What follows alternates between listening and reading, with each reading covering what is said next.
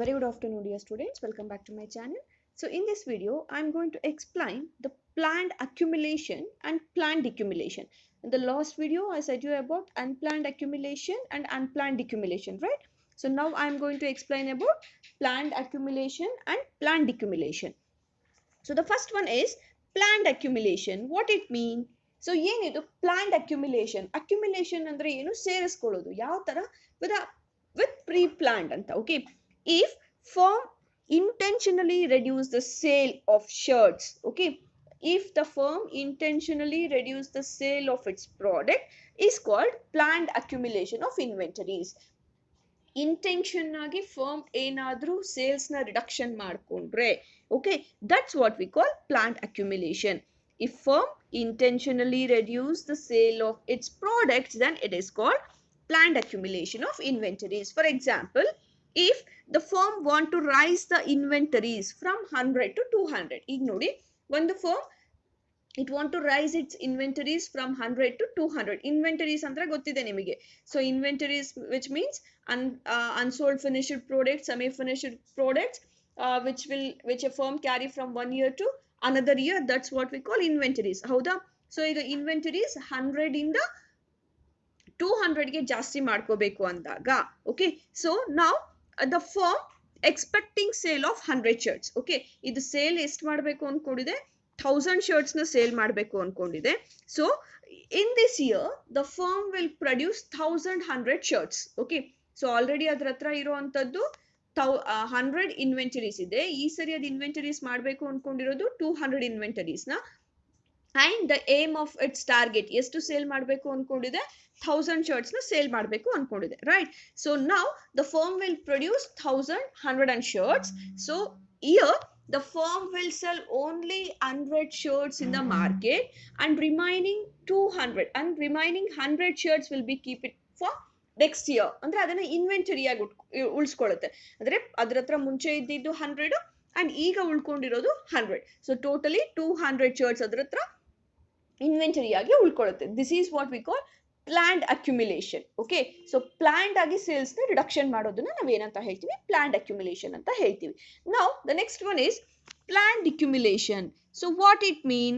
So planned accumulation, which means if the firm produces less than actual sale, ಅದು ಎಷ್ಟು sale ಆಗ್ತಿದೆಯೋ ಅದಕ್ಕಿಂತ ಕಮ್ಮಿ products ನ ಪ್ರೊಡಕ್ಷನ್ ಮಾಡಿದ್ರೆ that's what we call planned decumulation. If the firm produces less than actual sale, ಅದಕ್ಕಿಂತ ಎಷ್ಟು, for example ಈಗ 1000 shirts sale ಆಗುತ್ತೆ ಅಂದಾಗ so just it will produce 925 shirts ನ ಏನ್ ಮಾಡುತ್ತೆ, ಪ್ರೊಡಕ್ಷನ್ ಮಾಡುತ್ತೆ. ಓಕೆ, ಮಿಕ್ಕಿರೋ 75 ನ it will use from its inventories ಇಂದ ತಗೊಳ್ತಾ ಹೋಗುತ್ತೆ.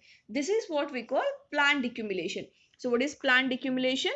If the firm produces less than actual sale, okay, then it is said to be planned decumulation. For example, if the firm want to reduce the inventories from 100 to 25, so ಈಗ ಅದರ ಹತ್ರ 100 ಇದೆ inventories, 100 ಅಲ್ಲಿ ಇರೋ 100 ಇರೋ ಅಂತದನ್ನ 25 ಅಷ್ಟು ಮಾತ್ರ ಇಟ್ಕೋಬೇಕು. now what it will do, it will produce 925 units of shirts. so 1000 sale ಆಗ್ತಾ ಇದೆ every year. so ಈಗ ಏನ್ ಮಾಡುತ್ತೆ, it will produce only 925 shirts. remaining 75 shirts will be used from the last year inventories ಇಂದ ಅದನ್ನ carry ಮಾಡ್ತಾ ಬರ್ತಾರೆ. This is what we call planned accumulation. Okay, ಇದು ಕ್ಲಿಯರ್ ಆಗಿದೆ ಅಲ್ವಾ ನಿಮಗೆ? planned accumulation, planned decumulation, unplanned accumulation and planned decumulation. Is it clear? Now the next method is, it's very important for you, that is expenditure method. okay, what it says, so here we will calculate GDP by demand side. Okay, ಈ G D ಪಿನ ನಾವು ಯಾವ ಕಡೆಯಿಂದ calculate ಮಾಡ್ತಾ ಇದೀವಿ? In expenditure method we will calculate G D P from demand side of the product. ಆ ಪ್ರಾಡಕ್ಟ್ಗೆ ಎಷ್ಟು ಡಿಮ್ಯಾಂಡ್ ಇದೆ ಅನ್ನೋದ್ರ ಬೇಸ್ ಮೇಲೆ, ನಾವು ಡಿಮ್ಯಾಂಡ್ ನ ಬೇಸ್ ಮೇಲೆ we are going to calculate thus expenditure method. Okay, ಏನ್ ಮಾಡ್ತೀವಿ, here GDP by adding up consumption expenditure made by all individuals, institutions and government during a year. ಒಂದು ವರ್ಷದಲ್ಲಿ ಒಂದು ಕಂಟ್ರಿಲಿ ಆಗಿರುವಂತ ಎಲ್ಲಾ ಕನ್ಸಂಪ್ಷನ್ ಎಕ್ಸ್ಪೆಂಡಿಚರ್ ಯಾರ್ಯಾರು ಮಾಡಿರೋ ಅಂತದ್ದು, ಇಂಡಿವಿಜುವಲ್ಸ್ ಮಾಡಿರೋ ಅಂತದ್ದಾಗಿರ್ಬೋದು, ಅಂದ್ರೆ individuals in the sense we all are. Okay, and institutions, for example ಬೇರೆ ಒಂದು ಇದು ಎಜುಕೇಶನ್ ಟ್ರಸ್ಟ್ ಆಗಿರ್ಬೋದು, ಹಾಸ್ಪಿಟಲ್ಸ್ ಆಗಿರ್ಬೋದು, ಇವ್ರು ಮಾಡಿರುವಂಥದ್ದು. ಅಂಡ್ ಗವರ್ನಮೆಂಟ್ ಒಂದು ವರ್ಷದಲ್ಲಿ ಮಾಡಿರುವಂಥ ಎಕ್ಸ್ಪೆಂಡಿಚರ್. ಇದೆಲ್ಲ ಎಲ್ಲಿ ಇನ್ಕ್ಲೂಡ್ ಆಗಿರುತ್ತೆ? GDP. Okay, so GDP by adding up consumption expenditure made by all individuals, institutions, government during a year. In this method, we add the final expenditure made by all the individual institutions and government. So ಇಲ್ಲಿ ಏನ್ ಮಾಡ್ತಿದೀವಿ? We are going to add only the final expenditure, not intermediate expenditure ನ ತಗೊಳ್ತಾ ಇಲ್ಲ. We are taking that final expenditure. ಯಾರು ಮಾಡ್ತಿದ್ದಾರೆ? This final expenditure made by institutions, individuals during that year. ಒಂದು ವರ್ಷದಲ್ಲಿ ಆ ಇನ್ಸ್ಟಿಟ್ಯೂಷನ್ಸ್, ಇಂಡಿವಿಜುವಲ್ಸ್ ಎಲ್ಲ ಮಾಡಿರುವಂತ ಒಂದು ಎಕ್ಸ್ಪೆಂಡಿಚರ್ ನಾವಿಲ್ಲಿ ಕ್ಯಾಲ್ಕುಲೇಟ್ ಮಾಡ್ತಾ ಹೋಗ್ತೀವಿ. That to final expenditure. What this final expenditure? ಏನಿದು ಫೈನಲ್ ಎಕ್ಸ್ಪೆಂಡಿಚರ್ ಅಂದ್ರೆ? So final expenditure is a part of expenditure which is not use for intermediate purpose. Okay, intermediate ಪರ್ಪಸ್ಗೆ use ಮಾಡಿದೆ. ಫೈನಲ್ ಪ್ರಾಡಕ್ಟ್ಸ್ಗೆ ನಾವು ಅದನ್ನ ಏನ್ ಯೂಸ್ ಮಾಡ್ತಿರ್ತೀವಿ, ದಟ್ಸ್ ವಾಟ್ ವಿ ಕಾಲ್ ಏನು final expenditure. Okay, final expenditure is a part of expenditure which is undertaken not for intermediate purpose. Intermediate purpose ಗೆ use ಮಾಡಿದೆ, ಫೈನಲ್ ಪರ್ಪಸ್ ಗೆ ಯೂಸ್ ಮಾಡ್ಕೊಂಡಿರುವಂತ ಎಕ್ಸ್ಪೆಂಡಿಚರ್ ನ ನಾವೇನಂತ ಹೇಳ್ತೀವಿ? Final expenditure. ಫಾರ್ ಎಕ್ಸಾಂಪಲ್, ಈಗ ನೀವು dress ತಗೋತೀರಾ ಸ್ಟಿಚ್ಗೆ ಅಂತ. ಓಕೆ, ಆ ಸ್ಟಿಚ್ಗೆ ತಗೊಂಡಿರುವಂತ cloth it's not an final expenditure. Okay, ನೀವು ಸ್ಟಿಚ್ಗೆ ಇವಾಗ ಫಾರ್ ಎಕ್ಸಾಂಪಲ್ 600 rupees ಕೊಟ್ಟು ಒಂದು ಡ್ರೆಸ್ ಮೆಟೀರಿಯಲ್ ತಗೊಂಡಿದ್ರೆ it's not an final product, right? So ಆ ಫೈನಲ್ ಪ್ರಾಡಕ್ಟ್ ಆಗಬೇಕು ಅಂದ್ರೆ ಏನ್ ಮಾಡಬೇಕು? ಅದನ್ನ ನೀವು ಟೈಲರ್ ಹತ್ರ ಕೊಡಬೇಕು, ಟೈಲರ್ಗೆ ಸ್ಟಿಚಿಂಗ್ ಚಾರ್ಜಸ್ ಅಂತ ಬರಬೇಕು, ಹೌದಾ? ಸೊ 600 ಪ್ಲಸ್ ನೀವು ಏನು ಸ್ಟಿಚ್ ಮಾಡಕ್ಕೆ 300, ಸೊ ಟೋಟಲಿ 900 ಏನು final expenditure for that product. ಇದನ್ನ ನಾವೇನಂತ ಹೇಳ್ತೀವಿ? Final expenditure. ನೀವು ಬರೀ ಏನು 600 rupees ಅಂದ್ರೆ ದಟ್ ಈಸ್ ಇಂಟರ್ಮೀಡಿಯೇಟ್ ಎಕ್ಸ್ಪೆಂಡಿಚರ್. ಅದನ್ನ ನೀವು ವೇರ್ ಮಾಡೋವರೆಗೂ ಏನ್ ಎಕ್ಸ್ಪೆಂಡಿಚರ್ ಆಗುತ್ತೆ, that's what we call final expenditure ಆಗಿರುತ್ತೆ. ಓಕೆ, ಅಂಡ್ ಇಲ್ಲಿ ಎಕ್ಸ್ಪೋರ್ಟ್ ರೆವೆನ್ಯೂನು ನಾವು ಆಡ್ ಮಾಡ್ತಾ ಹೋಗ್ತೀವಿ. Okay, export revenue that firms earn by selling its goods and services to abroad. Okay, ಇದರಲ್ಲಿ ನಾವು ಎಕ್ಸ್ಪೋರ್ಟ್ ರೆವೆನ್ಯೂನು ಸೇರಿಸ್ಕೊಳ್ತಾ ಇದ್ವಿ. What is export revenue? So income earn by firms by exporting that products to abroad. ಬೇರೆ ಕಂಟ್ರೀಸ್ಗೆ products ನ sale ಮಾಡಿದಾಗ ಏನ್ ಇನ್ಕಮ್ ಅರ್ನ್ ಮಾಡ್ತಿದ್ರೆ that is also included in this expenditure method. Okay, so ಇಲ್ಲಿ ಸಮ್ ಐ ಅನ್ನೋ ಒಂದು firms ನ ತಗೊಳ್ತಾ ಇದೀವಿ ಈಗ. So here you can watch that.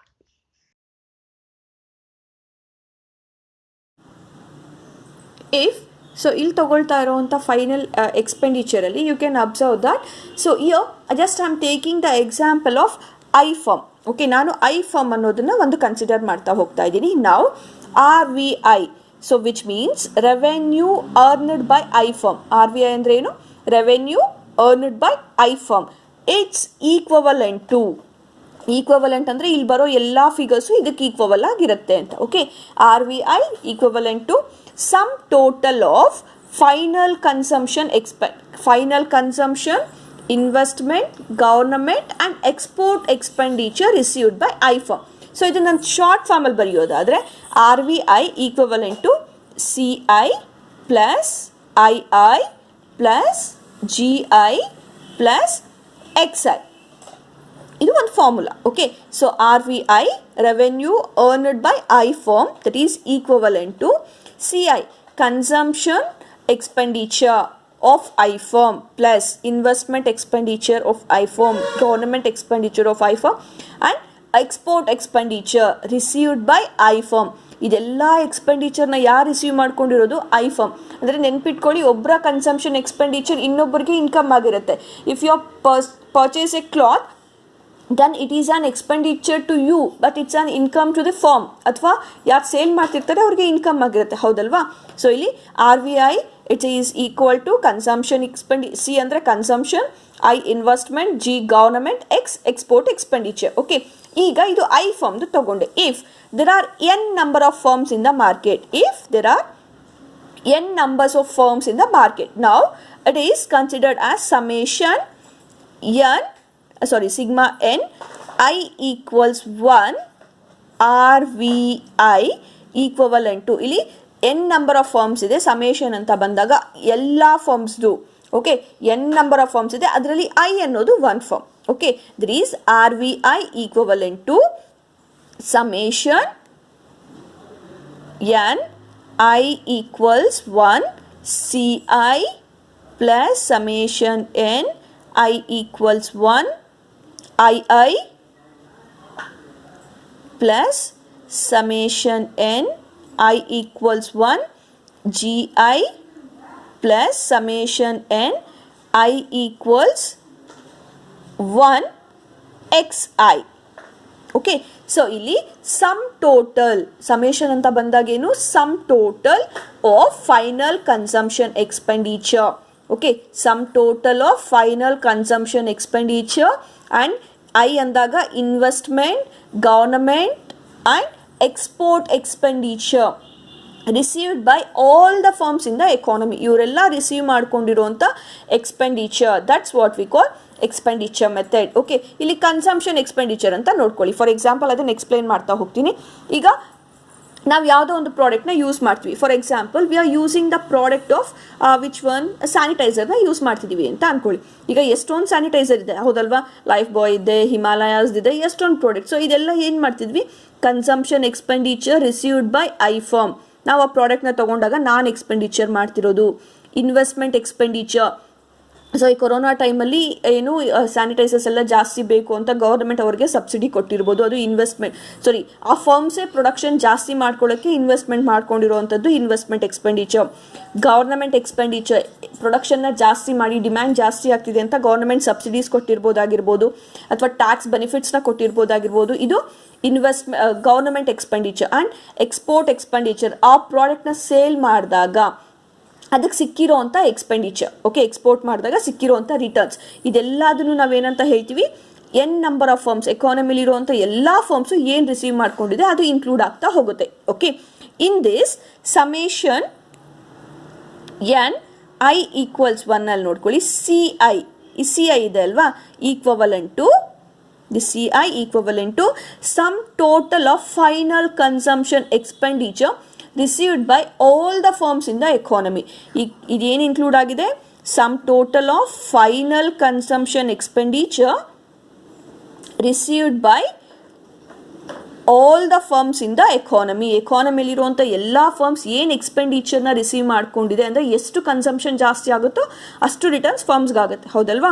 Expenditure received by all the firms in the economy equivalent to, ಇದರಲ್ಲಿ ನಾವು ಏನನ್ನ ಡಿಡಕ್ಟ್ ಮಾಡ್ತೀವಿ, we are going to deduct ಈ consumption expenditure, that is C ಅಲ್ಲಿ ಸಿ ಮೈನಸ್ ಎಮ್ನ ಡಿಡಕ್ಟ್ ಮಾಡ್ತೀವಿ. ಏನಿದು C M ಅಂದರೆ consumption expenditure made by imported goods. Imported ಗೂಡ್ಸ್ಗೆ ಅಥವಾ ಫಾರಿನ್ ಪ್ರಾಡಕ್ಟ್ಸ್ಗೆ ನಾವು ಏನು ಎಕ್ಸ್ಪೆಂಡಿಚರ್ ಮಾಡಿರ್ತೀವಿ ಅದನ್ನು ಡಿಡಕ್ಟ್ ಮಾಡಬೇಕು. Okay, so consumption expenditure made by imported goods. ಇದು ಕ್ಲಿಯರ್ ಆಗಿದೆಯಾ? ಸಿ ಐ ಏನು ಇನ್ಕ್ಲೂಡ್ ಆಗಿರುತ್ತೆ, it's equivalent to sum total of final consumption expenditure received by all the firms in the economy equivalent. ಅದರಲ್ಲಿ ಯಾವುದೇ deduct ಮಾಡಬೇಕು, ಈ total consumption ಎಕ್ಸ್ಪೆಂಡಿಚರಲ್ಲಿ we are going to deduct C M. C M ಅಂದರೆ consumption expenditure made by imported goods. Next summation n I equals 1 I equivalent to, ಇದರಲ್ಲೂ ಅಷ್ಟೇ sum total of final investment expenditure, sum total of final investment expenditure by all the firms in the economy. ಎಕಾನಮಿಲಿರುವಂಥ ಎಲ್ಲ firms ಏನು invest ಮಾಡಿದೆ ಅದರಲ್ಲೂ ಯಾವುದನ್ನು deduct ಮಾಡಬೇಕು, we are going to deduct I minus I M. So I ಅಂದರೆ investment expenditure made by all the firms in the economy. ಅದರಲ್ಲಿ ಯಾವುದನ್ನು deduct ಮಾಡ್ತಾ ಇದ್ವಿ, we are going to deduct investment made by imported commodities. So investment imported commodities ಮೇಲೆ ಏನು investment ಮಾಡಿರ್ತಾರೆ ಅದನ್ನು deduct ಮಾಡ್ತಾ ಹೋಗ್ತೀವಿ. Then next one summation N I equals 1 G I equivalent to, so ಇಲ್ಲೂ ಅಷ್ಟೇ, so sum total of final government expenditure, sum total of final government expenditure by all other firms in the economy. So ಎಕಾನಮಿಲಿರುವಂಥ ಎಲ್ಲ ಫರ್ಮ್ಸ್ಗೂ government ಏನು ಎಕ್ಸ್ಪೆಂಡಿಚರ್ನ ಮಾಡಿದೆ in the form of ಅವೇನು transportation ಕೊಡೋದಾಗಿ ಅಥವಾ ಇನ್ಫ್ರಾಸ್ಟ್ರಕ್ಚರ್ನ ಕ್ರಿಯೇಟ್ ಮಾಡೋದಾಗಿರ್ಬೋದು ಅಥವಾ ಮ್ಯಾನ್ ಪವರ್ ಸಪ್ಲೈ ಆಗಿರ್ಬೋದು, ಇದೆಲ್ಲ ಮಾಡಿದಾಗ ಏನು ಎಕ್ಸ್ಪೆಂಡಿಚರ್ ಆಗಿರುತ್ತೆ ಅದರಲ್ಲಿ ಯಾವುದನ್ನು ತೆಗಿಬೇಕು, that is G minus G M. So G ಅಂದರೆ ಗೌರ್ಮೆಂಟ್ ಎಕ್ಸ್ಪೆಂಡಿಚರ್, ಜಿ ಎಮ್ ಅಂತ ಬಂದಾಗ ಗೌರ್ಮೆಂಟ್ ಬೇರೆ ಕಂಟ್ರೀಸಲ್ಲಿ ಏನು ಇನ್ವೆಸ್ಟ್ಮೆಂಟ್ ಮಾಡಿದೆ, that's what we have to do, we have to deduct. ಅಥವಾ ಬೇರೆ ಅಬ್ರಾಡಿಂದ ಬಂದಿರುವಂಥ ಪ್ರಾಡಕ್ಟ್ಸ್ ಗೌರ್ಮೆಂಟ್ ಏನು ಪರ್ಚೇಸ್ ಮಾಡಿದೆ ಅಥವಾ ಔಟ್ಸೋರ್ಸಿಂಗ್ ಮಾಡ್ಕೊಂಡಿದೆ ಅದನ್ನು ಏನು ಮಾಡಬೇಕು, we have to deduct that. Okay, now the next one summation I equals 1 X I ಏನಿದೆ XI ಇಂಡಿಕೇಟ್ ಮಾಡುತ್ತೆ aggregate expenditure by the foreigners by the export of the economy. ಇಲ್ಲಿಂದ ಹೋಗಿರುವಂಥ ಎಲ್ಲ ಎಕ್ಸ್ಪೋರ್ಟ್ನ ನಾವು ಕ್ಯಾಲ್ಕುಲೇಟ್ ಮಾಡ್ತೀವಿ. ಈ ಎಕ್ಸ್ಪೋರ್ಟಲ್ಲಿ ಮೈನಸ್ ಇಂಪೋರ್ಟ್. ಸೊ ಏನೇನು ಇಂಪೋರ್ಟ್ ಮಾಡ್ಕೊಂಡಿದ್ದೀವಿ ಅದನ್ನು ಡಿಡಕ್ಟ್ ಮಾಡ್ತಾ ಹೋಗಬೇಕು. ಇದು ಕ್ಲಿಯರ್ ಆಗ್ತಿದೆಯಾ ನಿಮಗೆ? ನಾವು ಸೊ ಇದನ್ನು ತುಂಬ ಶಾರ್ಟ್ ಫಾರ್ಮಲ್ಲಿ ಬರೆಯೋದಾದರೆ therefore summation N I equals 1 R V I equivalent to C minus C M. ಅಂದರೆ ಈ ಕನ್ಸಂಪ್ಷನ್ ಎಕ್ಸ್ಪೆಂಡಿಚರಲ್ಲಿ ನಾವು ಇಂಪೋರ್ಟೆಡ್ ಕಮೋಡಿಟೀಸ್ ಮಾಡಿರೋಂಥ ಎಕ್ಸ್ಪೆಂಡಿಚರ್ನ ಡಿಡಕ್ಟ್ ಮಾಡಬೇಕು. Plus I minus I M investment ಎಕ್ಸ್ಪೆಂಡಿಚರಲ್ಲಿ ಫಾರಿನ್ ಕಮೋಡಿಟೀಸ್ ಮೇಲೆ ಇನ್ವೆಸ್ಟ್ ಮಾಡಿರೋದನ್ನ ಡಿಡಕ್ಟ್ ಮಾಡಬೇಕು. ಪ್ಲಸ್ ಗೌರ್ನಮೆಂಟ್ ಎಕ್ಸ್ಪೆಂಡಿಚರಲ್ಲಿ ಟೋಟಲ್ ಗೌರ್ನಮೆಂಟ್ ಎಕ್ಸ್ಪೆಂಡಿಚರಲ್ಲಿ ಗೌರ್ನಮೆಂಟ್ ಫಾರಿನ್ ಪ್ರಾಡಕ್ಟ್ಸ್ಗೆ ಅಥವಾ ಔಟ್ಸೋರ್ಸ್ಗೆ ಏನು ಇನ್ವೆಸ್ಟ್ ಮಾಡಿದೆ ಅದನ್ನು ಡಿಡಕ್ಟ್ ಮಾಡಬೇಕು. Then summation N I equals 1 X I. Okay, so ಇದನ್ನು ನಾವು ಸಿಂಪ್ಲಿಫೈ ಫಾರ್ಮಲ್ಲಿ ಬರ್ಕೊಂಡು ಹೋದರೆ ಈಕ್ವಲೆಂಟ್ ಟು ನೋಡಿ C plus I plus G plus summation N I equals 1 X I. So minus ಇದರಲ್ಲಿ ಯಾವುದನ್ನು ಡಿಡಕ್ಟ್ ಮಾಡ್ತಾ ಇದ್ದೀವಿ? C M plus I M plus G M. ಇದೇನು government expenditure, imported expenditure, investment expenditure. Total ಎಕ್ಸ್ಪೆಂಡಿಚರಲ್ಲಿ consumption expenditure, imported commodities ಮಾಡಿರುವಂಥದ್ದು, investment expenditure to the imported commodities and government expenditure to imported commodities and export expenditure. ಇದೆಲ್ಲದನ್ನು deduct ಮಾಡಿ ಆದಮೇಲೆ ಇದನ್ನು deduct ಮಾಡಿಬಿಡ್ತೀವಿ. ಯಾವುದರಲ್ಲಿ? ಅದೆಲ್ಲದನ್ನು ನಾವು M ಅಂತ consider ಮಾಡಿಕೊಂಡಾಗ C plus I plus G plus X minus M. So ಇಲ್ಲೇನು C ಅಂದರೆ consumption expenditure, investment expenditure, government expenditure and export expenditure. ಯಾವ ಡಿಡಕ್ಟ್ ಮಾಡಿದ್ವಿ? ಅದರಲ್ಲಿ ಎಮ್ನ ಡಿಡಕ್ಟ್ ಮಾಡಿದ್ವಿ. What this M indicate? So imported commodities, imported expenditure, government expenditure on imported commodities ಇದೆಲ್ಲ deduct ಮಾಡಿದ್ದಾದಮೇಲೆ ನಾವು therefore G D P is equivalent to summation n I equals 1 RVI equivalent to C plus I plus G plus X minus M ಆಗಿ ಉಳ್ಕೊಳ್ಳುತ್ತೆ. Okay, so this is the expenditure method in calculating the national income. Okay, ಇದು clear. You have to focus more on this concept because it's very very important for the sake of examination. ಇದು 6 marks ಗೆ ಕೇಳುವಂಥದ್ದು. So practice more and more. If you have any doubts you can contact me. Thank you.